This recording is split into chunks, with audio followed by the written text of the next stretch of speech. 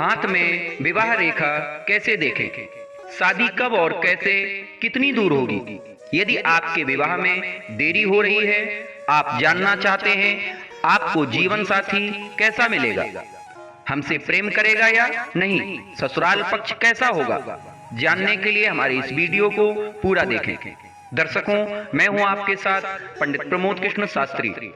मित्रों, ज्योतिष हस्तरेखा शास्त्र के अनुसार देखें तो हाथ की हथेली में विवाह रेखा का विशेष महत्व होता है। विवाह रेखा के द्वारा हम जान सकते हैं हमारा विवाह कब और कैसे कहां होगा, हमारा जीवन साथी कैसा होगा। दर्शकों, हमारे हाथ की रेखाएं भविष्य में होने वाली घटनाओं के बारे में पहले से ही संकेत दे देती हैं। हमारे जीवन में क्या बदलाव होने वाला है, हमारा भविष्य कैसा रहेगा, इन सभी प्रश्नों के उत्तर हाथ की रेखाओं के द्वारा प्राप्त किए जा सकते हैं। दर्शकों, विवाह रेखा के बारे में जानने से पहले हाथ की कुछ रेखाओं और स्थानों के बारे में जानना बहुत जरूरी होता है। हाथ में अन्य रेखाओं और स्थानों के बारे में जानने के बाद विवाह रेखा के बारे में आप सही सटीक जानकारी निकाल सकेंगे। आइए जानते हैं हथेली में किस स्थान पर होती है विवाह रेखा। हस्तरेखा शास्त्र के अनुसार हथेली में कनिष्ठिका यानी हाथ की सबसे छोटी उंगली के नीचे बुध पर्वत पर बाहर की ओर जाने वाली रेखा को विवाह रेखा के नाम से जाना जाता है। वीडियो में ध्यान से देखें। कनिष्ठिका उंगली के पास इस स्थान को बुध पर्वत कहते हैं। बुध पर्वत के ठीक बगल में सूर्य पर्वत का स्थान होता है। चित्र में ध्यान से देखें और समझें। कनिष्ठिका उंगली और हृदय रेखा के बीच की दूरी में किस स्थान पर है विवाह रेखा, इसे देखकर ही ज्योतिषी लोग विवाह के बारे में अनुमान लगाते हैं। विवाह देरी से होगा या जल्दी। दर्शकों, चित्र में ध्यान से देखें। इस रेखा को हृदय रेखा के नाम से जानते हैं। कनिष्ठिका उंगली और हृदय रेखा की बीच की दूरी को समझते हैं।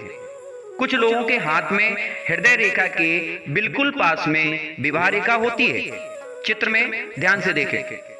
दर्शकों, कभी कभी एक से ज्यादा भी रेखाएं देखने को मिलती हैं। किसी के हाथ में 2 विवाह रेखाएं होती हैं।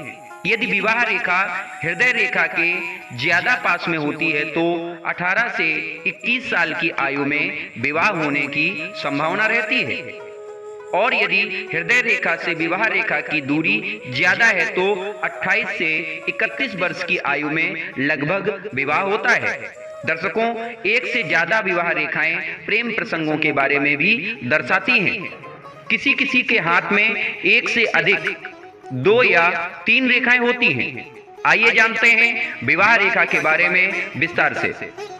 दर्शकों, एक अकेली विवाह रेखा साफ, स्पष्ट, गहरी और लंबी है तो इसे बहुत ही शुभ माना जाता है।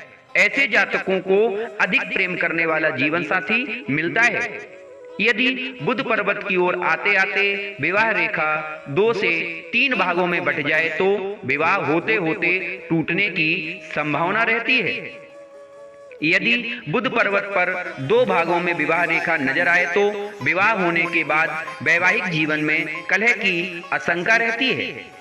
यदि विवाह रेखा हृदय रेखा से दूर छोटी उंगली के बिल्कुल पास हो, साथ ही रेखा यदि ऊपर की ओर मुड़ी हो, चित्र में ध्यान से देखें। ऐसे लोगों के विवाह में बहुत परेशानियां आती हैं। कभी कभी तो ऐसे लोग अविवाहित ही रह जाते हैं। दर्शकों, यदि विवाह रेखा पर क्रॉस का निशान हो तो इसे शुभ माना जाता है। ऐसे लोगों के जीवन में प्रेम की कमी नहीं रहती है। हस्तरेखा शास्त्र के अनुसार देखें तो जिस व्यक्ति के हथेली में विवाह रेखा सूर्य पर्वत तक जाती है, इसे शुभ मानते हैं। चित्र के अनुसार ध्यान से समझें। ऐसे जातकों का विवाह बहुत ही पैसे वाले घर में होता है। इनके पास विवाह के बाद पैसों की कमी नहीं रहती है।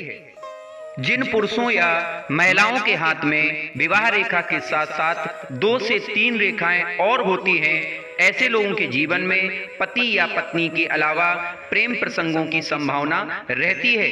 स्त्री हो या पुरुष, विवाह रेखा के बगल में एक और समान रेखा हो तो दो विवाह का योग बनता है, लेकिन दोनों रेखाएं समान होनी चाहिए। वीडियो में दी गई जानकारी धार्मिक मान्यताओं पर आधारित है, इसकी पुष्टि हम पूर्ण रूप से नहीं करते।